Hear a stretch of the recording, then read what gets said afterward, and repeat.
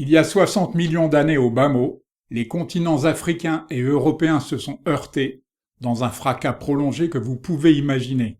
Ce qui a glissé vers le nord a formé les préalpes bernoises, ce qui est resté au centre, du fait de son poids et de sa nature, a formé les sommets les plus élevés de la chaîne, qui dépassent allègrement les 4000 mètres, comme le mythique Finsteraarhorn, que nous verrons plus loin. Il fut vaincu peu avant l'âge d'or de la conquête des Alpes, qui vit des alpinistes anglais se lancer à l'assaut des sommets bernois, pour la principale raison qu'ils avaient été captivés par les aquarelles de Turner.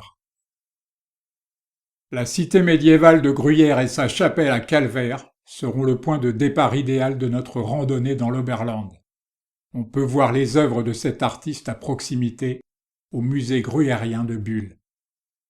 Vers la fin du XVIIIe siècle, cet aquafortiste suisse a entrepris un grand tour des villes du pays, Bâle, Berne, Lausanne ou encore Zurich, élaborant une œuvre graphique infiniment précieuse sur le plan historique. Né dans une famille d'artistes, ce peintre créa une maison d'édition afin d'assurer la diffusion de ses propres estampes, dont la fameuse série du voyage pittoresque au bord du Rhin et de la Suisse. On raconte que lors de l'un de ses nombreux voyages en Europe, Turner privilégia des croquis quasiment monochromes dans le but d'économiser ses pigments et de se les réserver pour la lumière suisse. Voilà un paysagiste allemand issu de l'école de peinture de Düsseldorf. Il y rejoignit la classe de paysage dirigée par Schirmer à l'âge de 17 ans seulement. Il était fasciné par l'Oberland bernois. Voilà peut-être la vallée la plus secrète des Alpes bernoises. Mais ne la cherchez pas dans le tableau que vous avez sous les yeux, ce peintre lui aussi passé par Düsseldorf était connu pour son imagination débridée.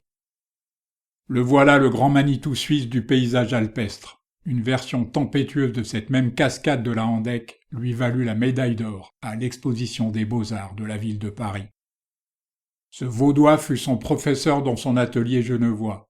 Jusqu'à l'avènement de son élève, Didet fut considéré en Suisse comme le meilleur élément de la peinture des Alpes bernoises et des rives du Léman.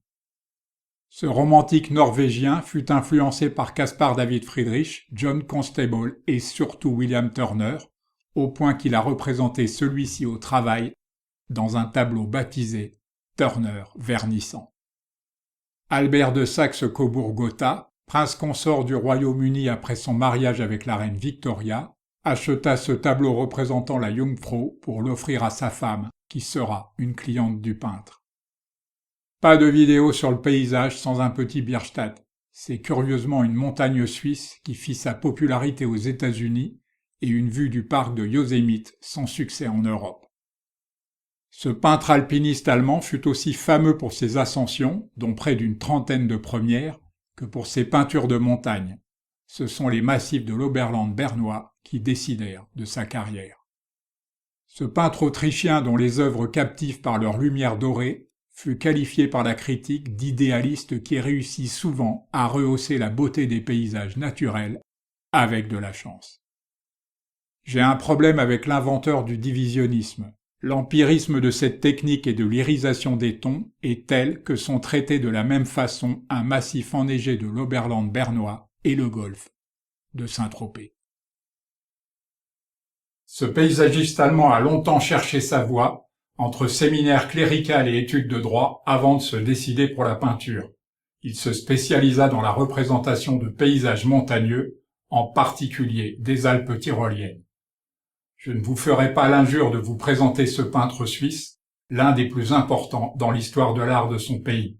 Sachez tout de même qu'il s'est emparé de chaque sujet qu'il a traité. Une montagne peinte par Hodler est une montagne de Hodler.